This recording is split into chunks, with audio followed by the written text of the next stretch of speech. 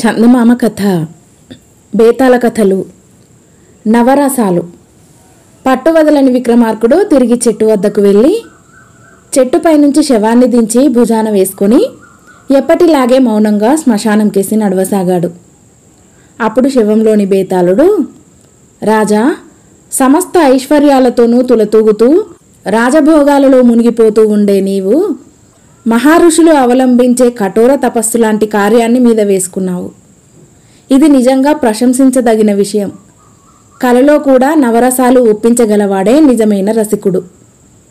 దీనికి దృష్టాంతంగా రంభుడు, కుంభుడు అనే హాస్యగాళ్ల కథ చెబుతాను విను అంటూ ఈ విధంగా చెప్పసాగాడు. వైశాలి నగరాన్ని పరిపాలించిన చంద్రసేన మహారాజు కొలువులో రంభుడు, కుంభుడు అని ఇద్దరు హాస్యగాళ్ళు ఉండేవారు. వారి మాటల చమత్కారం వర్ణనాతీతం. మామూలు జనం కూడా వారి ముఖాలు కనిపిస్తే చాలు విరగబడి నవ్వేవారు. ఇక రాజసభలో వారు విజృంభించిన నాడు సభికులకు కడుపు నొప్పి వచ్చేసేది. రాజకార్యం కొంచెమైనా జరిగేది కాదు. చంద్రసేన మహారాజు కొలువులోకి కర్ణిక అనే నర్తకి కొత్తగా వచ్చింది. ఆమె అందం అద్వితీయం. ఇంద్రుడి కొలువులో ఉండే అప్సరసలు కూడా ఆమెకు పోలరంటే అతిశయోక్తి కాదు. ఆమె పరిచయమైన నాటి నుంచి విదూషకులిద్దరికీ ఆమెను పెళ్లాడాలని కోరిక కలిగింది. ఒకరి మనసులో ఉన్న ఊహ ఒకరికి తెలిసిపోయింది కూడా. మన ఇద్దరము కర్ణికకు మన కోరిక చెబుదాం. ఆమె మనసులో ఎవరు నచ్చితే ఆమె వారిని పెళ్లాడుతుంది అని వారు నిశ్చయించుకున్నారు. హాస్యగాళ్లతో అందరూ చనువుగానే ఉంటారు. అలాగే కర్ణిక కూడా రంభాకుంభులతో చాలా చనువుగా ఉండేది. ఆమెకు ఏపాటి విచారం ఉన్నట్టు తోచినా వారిద్దరూ క్షణంలో ఆమెను నవ్వించేవారు. అటువంటి విదూషకులు తనను పెళ్లాడతామని అడిగేసరికి కర్ణిక ఎటూ నిర్ణయించలేకపోయింది. హాస్యంలో ఇద్దరూ సమానమైన చేతులే. అందచందాలు చూసి ఎవరినో ఒకరిని ఎన్నుకుందామంటే రంభుడు మరీ సన్నం, కుంభుడు మరీ లావు. అందుచేత ఆమె వారికి ఒక పరీక్ష పెట్టింది. హాస్యంలో మీరిద్దరూ అందవేసిన చేతులే. ఒకరు ఎక్కువ లేదు, ఒకరు తక్కువ లేదు. కానీ ఇతర రసాలు ఒప్పించటంలో మీ శక్తి ఎలాంటిదో ఎవరికీ తెలియదు. కరుణ రసంలో కానీ బీభత్స రసంలో కానీ మీ సామర్థ్యాలు ప్రత్యక్షంగా చూపినట్టయితే అందులో మీ ఎక్కువ తక్కువలు నిర్ణయించి ఎక్కువ ప్రజ్ఞ గలవాన్ని నేను పెళ్లాడగలను. ఇందుకు మీరిద్దరూ సమ్మతిస్తారా అని కర్ణిక అడిగింది. హాస్యగాళ్ళు సరేనన్నారు కానీ కర్ణిక అన్న మాటలకు ఇద్దరూ నిరుత్సాహం చెందారు. ఎందుచేతనంటే తమ ముఖాలు చూస్తేనే ప్రజలు విరగబడి నవ్వుతారు. అటువంటప్పుడు రౌద్ర, శృంగార, బీభత్స, భయానక, కరుణ రసాలు ప్రజలలో రేకెత్తేలాగు మాట్లాడటం ఎలాగూ? ఇది రంభాకుంభులకిద్దరికీ ఒక తీవ్రమైన సమస్య అయిపోయింది. రంభుడు తనకు కర్ణికను పెళ్లాడే యోగం లేదని నిర్ణయించుకున్నాడు. కుంభుడు మాత్రం కర్ణిక పెట్టిన పరీక్షలో నెగ్గటం ఎలాగా అని అహోరాత్రులు ఆలోచించసాగాడు. కొద్ది రోజులు గడిచాయి. ఒకనాటి ఉదయం కుంభుడు కోనేటికి వెళ్ళి స్నానం చేసి తిరిగి వస్తుండగా ఒక లావుపాటి మనిషి పెద్ద మీసాలవాడు ఎదురుపడి అతి వినయంగా వంగి నమస్కారం చేసి, దన్నం స్వామి అన్నాడు. కుంభుడు ఆగి వాడికేసి పరీక్షగా చూసి, ఎవర్రా నువ్వు, నాతో ఏమైనా పనా అని అడిగాడు.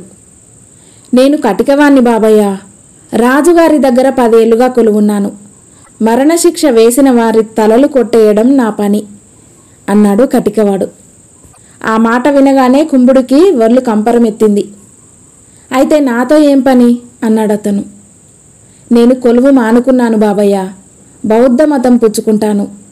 చేసిన పాపం చాలు, తిండి గడవక ఎన్నో పాపాలు చేస్తాం బాబయ్య. ఎన్నో కష్టాలు పడి ఈ కటిక పనిలో ప్రవేశించాను. నేను చేసిన పాపాలన్నీ ప్రజలకు చెప్పుకుంటే నాకు మతం ఇప్పిస్తారు బాబయ్య. ఇవాళ రాత్రి రచ్చబండ దగ్గర నేను నా ఊసంతా వెళ్ళబోసుకోవాలి అన్నాడు కటికవాడు. అలాగే చెయ్యి, వచ్చి నీ ఉపన్యాసం వినమంటావా అన్నాడు కుంభుడు. కటికవాడు మరింత వంగి నమస్కారం చేసి, బాబయ్య, ఎంత మాట సెలవిచ్చారు. నాలాంటి వాడు మాట్లాడటం ఏమిటి, తమలాంటి వాళ్ళు వినటం ఏమిటి? చదువు సంధ్యలు లేనివాణ్ణి, నాకు ఏం చెప్పాలో కూడా తెలియదే. మీలాంటి చదువుకున్న వాళ్ళు సహాయం చేయాలి బాబయ్య. తమరు నా మీద దయ ఉంచి నాకు ఎట్లా మాట్లాడాలో నేర్పాలి. అసలు నలుగురెదుట నిలబడి మాట్లాడటం అంటేనే నాకు కాళ్ళు వణుకుతున్నాయి అన్నాడు. టక్కున కుంభుడి బుర్రలో ఒక ఆలోచన తట్టింది. ఆ రాత్రి తానే కటికవాడల్లే బుగ్గమీసాలు అవి తగిలించుకొని రచ్చబండ దగ్గర మాట్లాడటానికి అతను నిర్ణయించుకున్నాడు. ఒరే, నీ పేరేమిటి? ఊళ్ళో నిన్ను బాగా ఎరిగిన వాళ్ళు చాలామంది ఉన్నారా అని అడిగాడు కుంభుడు. నా పేరు కంటకుడు బాబయ్య. తలలు నరికేవాణ్ణి ఎరుగున్న వాళ్ళు ఉండరు. బాబయ్య, నాది అంధకారపు బ్రతుకు అన్నాడు కటికవాడు. అయితే నీ జీవిత కథ యావత్తు నాకు చెప్పుకురా అన్నాడు కుంభుడు. కటికవాడు ఓపికగా తన కథ యావత్తు విదూషకుడికి చెప్పాడు. అంతా విని కుంభుడు, సరే, ఈ రాత్రికి నువ్వు ఇంట్లోనే ఉండిపో. నీ బదులు నేను మాట్లాడతాను. నిజం ఎవరికీ తెలియకుండా చూసే భారం నాది అని కటికవాడితో చెప్పి నేరుగా కర్ణిక బసకు వెళ్ళాడు. ఆ సమయానికి రంభుడు కర్ణికతో మాట్లాడుతూ అక్కడే ఉన్నాడు. ఇవాళ రాత్రికి రచ్చబండకు మీరిద్దరూ రండి. అక్కడ ప్రజలకు నవరసాలు రుచి చూపిస్తాను అని కుంభుడు వారిద్దరికీ చెప్పి కటికవాడి వృత్తాంతం వివరించాడు. ఆ సాయంకాలం చాటింపు వేశారు. కంటకుడనే తలారివాడు బౌద్ధమతం పుచ్చుకోబోతున్నాడు గనక ఆ రాత్రి రచ్చబండ వద్ద సమస్తమైన జనుల ఎదుట తాను గడిపిన పాపపు బ్రతుకు గురించి చెప్పుకుంటాడని ప్రజలకు హెచ్చరిక జరిగింది. జాము రాత్రి గడవగానే రచ్చబండ దగ్గర దాదాపు 2000 మంది జనం పోగయ్యారు. వారిలో కర్ణిక, రంభుడు ఉన్నారు. కుంభుడు తన శరీరమంతా తేలికగా నల్లరంగు పూసుకొని బుగ్గమీసాలు పెట్టుకొని తలకు ఒక రంగుగుడ్డ చుట్టుకొని మెడలోనూ దండేలకు తాయెత్తులు కట్టుకుని కటికవాడి యాసలో మాట్లాడసాగాడు.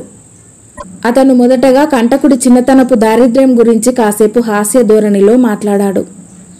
తర్వాత తన భార్య బిడ్డలు ఆకలికి మాడిన ఘట్టాలు విని జనానికి జాలి కలిగేటట్టు చేశాడు. తర్వాత తాను తలకొట్టిన నిందితులను గురించి వర్ణనలు ప్రారంభించి ప్రజలలో రౌద్ర, బీభత్స, భయానక రసాలు కలిగించాడు. అంతా అయ్యాక తాను ఈ పాపిష్టి జీవితం మాని బుద్ధ భగవానుడి చరణాలు ఆశ్రయించబోతున్నట్టు చెప్పి శాంతరసం కూడా ఒప్పించాడు. కుంభుడు తిరిగి వచ్చినాక కర్ణిక, రంభుడు అతని నటనను మెచ్చుకున్నారు. మాట్లాడటం పూర్తి చేసి నువ్వు అవతలికి వెళ్ళగానే మా పక్కన కూర్చున్న ముసలివాడు ఒక ఆయన, ఈ కంటకుడు ఉండేది ఎక్కడో, నేను వాడితో మాట్లాడాలి అన్నాడు. ఆయన ఇల్లు దుర్గాలయం వెనుకనే ఉందట. పేరు శక్తిసింహుడట. వెళ్తావా ఏమిటి? ఈ శక్తిసింహుడు చాలా ధనికుడు లాగా ఉన్నాడు. నీకేమైనా సన్మానం చేస్తాడేమో అన్నాడు రంభుడు. ఈ వేషం మళ్ళీ ఇంకొకసారి వేయాలా? అలాగే చేస్తాను, నాకేమీ అభ్యంతరం లేదు అన్నాడు కుంభుడు. మర్నాడు ఉదయం అతను ఆ కంటకుడి వేషంతోనే దుర్గాలయం వెనుక ఉండే ఇంట్లో బస చేస్తున్న శక్తిసింహుణ్ణి వెతుకుతూ వెళ్ళాడు. శక్తిసింహుడు సులువుగానే దొరికాడు, కానీ ఆయన ధనికుడు కాదని తేలిపోయింది. మనిషి చాలా ముసలివాడు, ముఖం ముడతలు పడి ఉన్నది, చావటానికి సిద్ధంగా ఉన్నట్టున్నాడు. లోపలికి రారా కటికవాడా, భయపడకు. నిన్న రాత్రి నీ కథ విని చాలా జాలిపడ్డాను. నీకు బహుమానంగా ఇవ్వటానికి ఏమీ లేదు. ఇదిగో ద్రాక్షరసం, కాస్త తాగు అంటూ శక్తిసింహుడు చాలా ఆప్యాయంగా మాట్లాడాడు. కుంభుడు సంకోచించకుండా ముసలివాడిచ్చిన ద్రాక్షరసం గడగడ తాగేశాడు. నువ్వు తలకొట్టిన వారిలో కల్లా ధీరుడు రణసింహుడు ఒక్కడేనన్నావు కదూ? వాడు నా కొడుకు, ఒక్కడే కొడుకు. వాడు నిరపరాధి అయి ఉండి కూడా నీ గండ్రగొడ్డలికి బలి అయ్యాడు. ఇన్నాళ్ళు వాడి చావుకు ప్రతిక్రియ చేయలేకపోయాను. పగ తీర్చుకోకుండానే పోతానా అని భయపడుతూ ఉండగా వాడి తల తీసిన నీవు నాకు దొరికావు. ద్రాక్షరసం ఇంకా మిగిలి ఉన్నదా, లేక అంతా తాగేశావా అన్నాడు ముసలివాడు ఉద్రేకంతో. కుంభుడికి అంతా అర్థమైంది. తాను తాగినది విషం కలిపిన ద్రాక్షరసం.